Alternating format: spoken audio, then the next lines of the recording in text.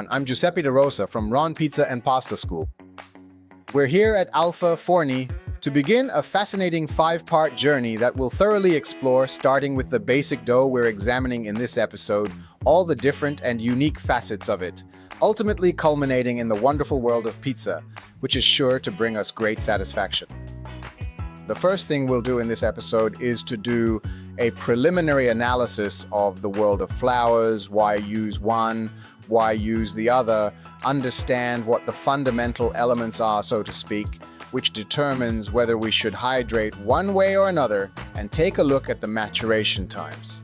There's not much to say, honestly, because it's a world in which everyone customizes their own way of making dough. However, for those who are truly starting from scratch, it is important to know some basic information. The basic information, starting with flour, is that we divide flours, regardless of type, based on 3 fundamental principles, or rather, based on the concepts of flour strength. What is it? We find a W, then a double V that explains up to a certain number, but what does it mean? In the end, let's just talk about proteins. When we talk about proteins, we mean that we have weak flours, which contain little protein, we have medium-strength flours, which already have a significant protein content, and then we have strong flours. When do we use the weak ones? When do we use the medium ones? When do we use the strong ones? It's simple. It's simply a matter of timing. The less protein, the less time it takes for them to mature. The greater they are, the longer it will take. Which is why today, when we sometimes go to the supermarket, we find flour for long, short, medium fermentations, but in the end, the difference lies there.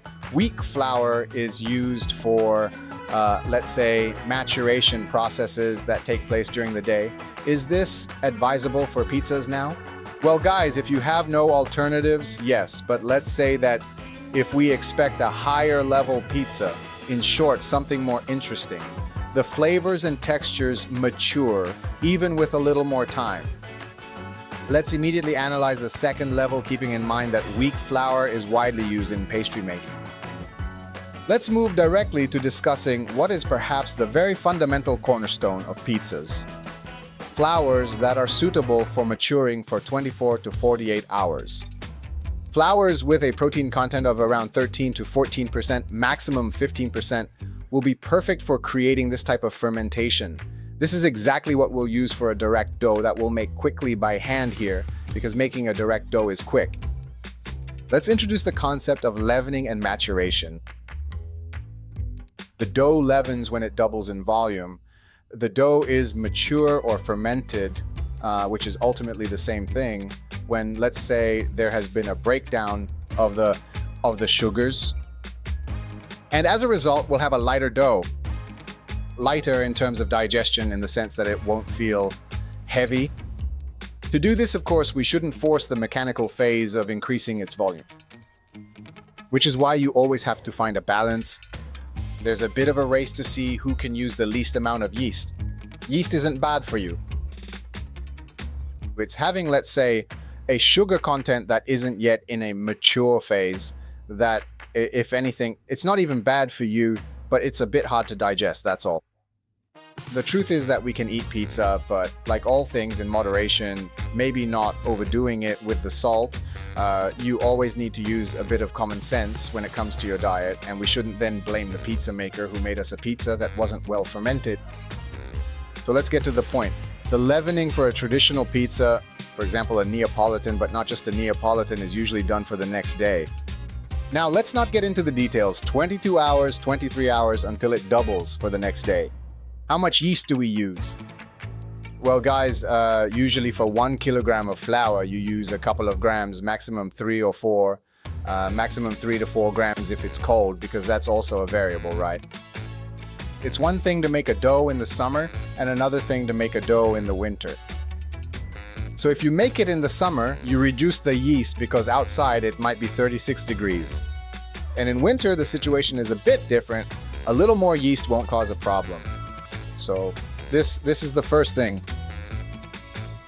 The choice we face at that point is, keeping in mind that it's one thing to do the fermentation at room temperature, and here we move on to the next topic, and another thing to do it at a controlled temperature, meaning in the refrigerator.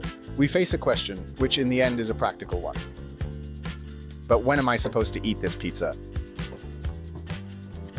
If I have the time to let it sit in the fridge until it doubles for the next day, it's always better because we'll still have a more interesting texture. Now, leaving aside the discussions about digestibility, blah, blah, blah, let's leave that to the experts, the really good ones.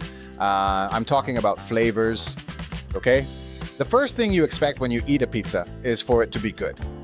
Certainly having a fermentation that has taken its time and has had the chance to break down, let's say, the sugar component, helps. It also helps in terms of flavors, the crumb structure in many situations.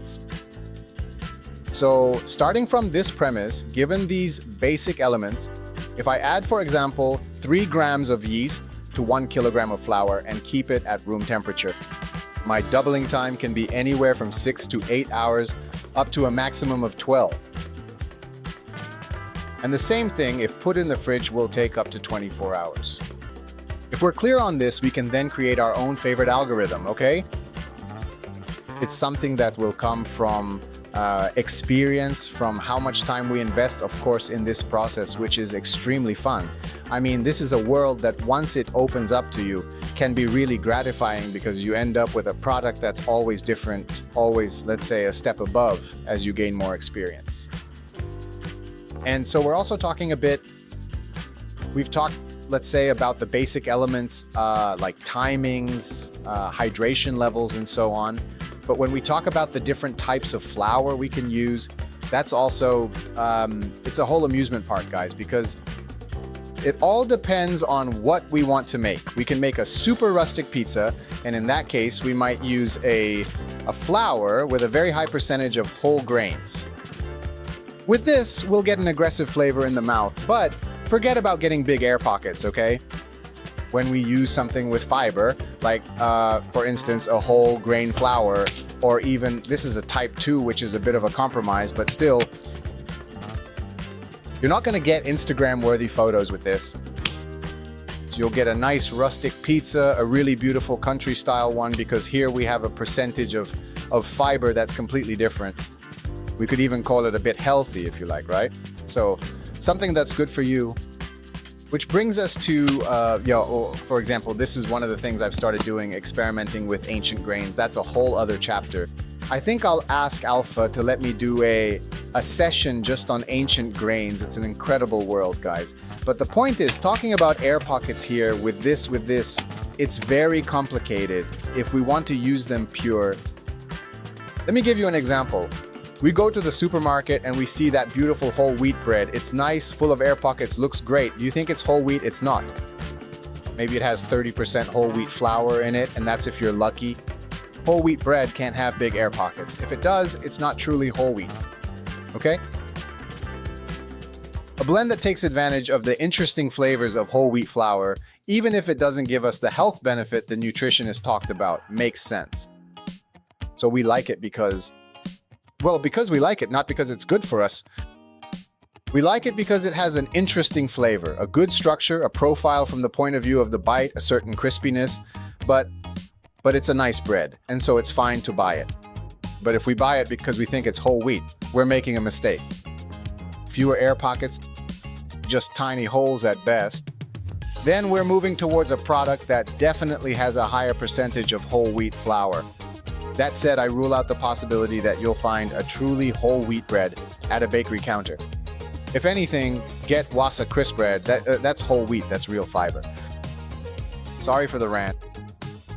But moving on, so now, the next step, pizza flour. This whole world here, everything that's outside the norm, just set it aside and save it for a later step. Don't jump into it right away, because if you immediately try to go for extremely creative things, especially in terms of composition and the specific ingredients, you may lose sight of the important fact that, first of all, you really need to develop the method. In these lessons, I'll give you quite a few methods, a lot of them, and I urge you to focus on that first. And then later you can start playing with the ingredients, with the flavors, with the colors too, because whole wheat also colors the dough in a completely different way. But let's start with the methods. So I would go back to our type 0 flour. In this case, it's mine. Well, that's another story. Let's make sure it's a good quality flour. Regardless of which one we choose, let's make sure it has the right protein percentage.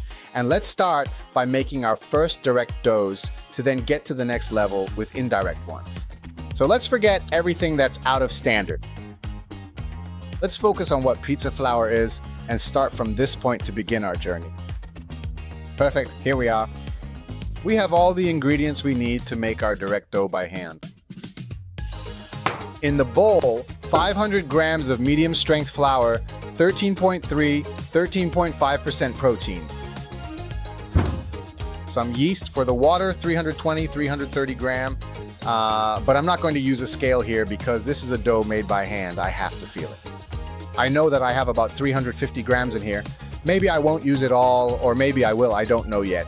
And the 20 grams of salt. The first thing I'm going to do is take a small piece of yeast. It'll be maybe just under 1 gram. But anyway, for half a kilo of flour, 1 gram is fine. Let's get this yeast out of the way. And I'm not going to dissolve it in the water because, as I said, I don't know exactly how much I'll need. But I'm going to dissolve it directly into the flour by working it through my fingers. I'll start with about 50% of the water, because I know for sure I'm going to need this much. And I'm going to go ahead and add the salt, because it's not going to hurt anything. Let's start mixing. And we'll gradually add the rest of the water.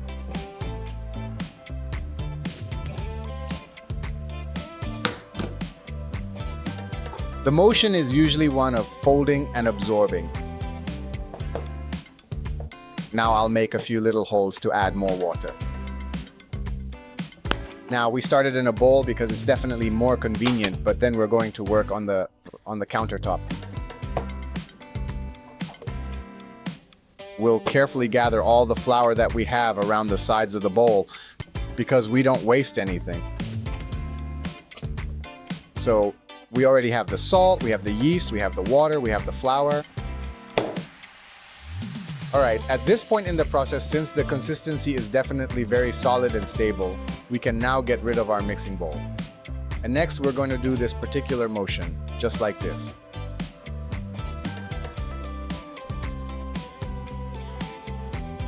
It's always advisable to have a nice surface like this one. This is a beautiful steel sheet that makes everything easier. Then do we want to add some oil? Why not? We'll basically stop when we feel that this dough is no longer lumpy because it is at the beginning, obviously. What I'm doing is folding it each time and then pushing with the palm of my hand. Now, even though the dough isn't quite ready yet, we need to let it rest for about half an hour. Then we'll come back to it and continue kneading. So we'll leave it on the counter. We can put our bowl on top of it and give the dough time to relax, because you can imagine, you saw that it's very elastic and very strong right now. And then we'll go back to kneading it in about half an hour. All right, we're back, and now we can continue kneading for a few more minutes. If I can just lift this, I got it. There we go. See how much it's already changed? Huh? The magic of autolysis.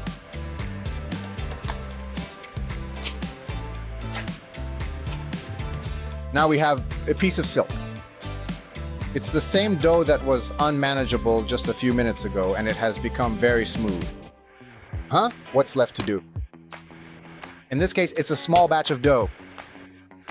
Let's grab our dough scraper. I'd say that, well, it looks like we'll probably make about 2 pizzas in total. Or 3 if we want. We'll divide it into equal parts. They'll be about 200 grams each, maybe 220. Here, unlike doughs with higher hydration, portioning is extremely simple and can be done right in your hands. Let me explain. The first thing to do is to create a smooth top surface. When we talk about a smooth surface, we're talking about a surface that has no cuts or weak points. And we're going to close everything in one central spot, which will then be the bottom. This is already good enough. In this case, rounding the dough doesn't make sense because the dough is already very resistant on its own. We know that this seal will hold without any problem. You take this, and it goes straight into the proofing box. We're gonna do the same thing with this one. Smooth surface on top. We can see the yeast is already starting to do its job. In fact, I can hear it popping and crackling. We close it. There. And we have the second one. And for the third, it's the same process.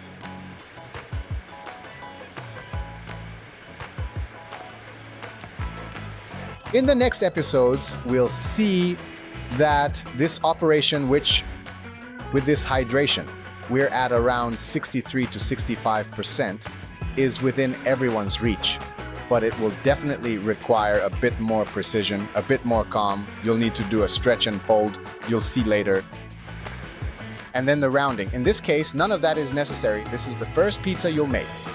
This is, let's say, it's your welcome to the world of home pizza makers. By this, I don't mean it won't be an excellent pizza. This will be a traditional pizza. And in the next episodes, we'll also see how to stretch the traditional one. We should expect this to at least double in volume. And for obvious reasons, consequently, there will also be an increase, let's say, in the softness. Okay, 1, 2, 3, which will end up being about this size, will be our traditional Neapolitan pizzas that we'll see in the episode on stretching and then baking. That said, we'll see you in the next episode, which will tackle the topic of high hydration doughs, where things will start to get a bit more complicated. Hi everyone, it's Giuseppe from Alpha Forni.